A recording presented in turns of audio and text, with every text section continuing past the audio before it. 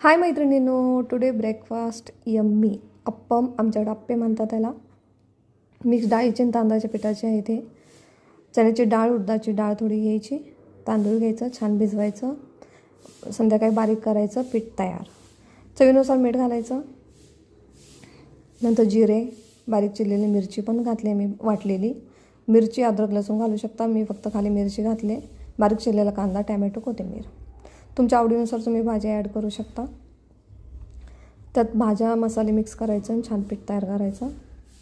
आप्पेच्या भांड्याला सर्व बाजूनी तेल लावायचं, थोडं गरम करायचं अगोदर. भांडे चांगलंच पाहिजे, भांड्याला चमच यूज करू नका, स्टिकच लाकडी स्टिक देतात तेच यूज करा, म्हणजे खराब होत नाही भांडं.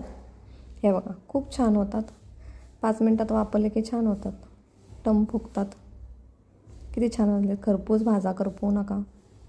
मस्त खावा, स्वस्त राहा.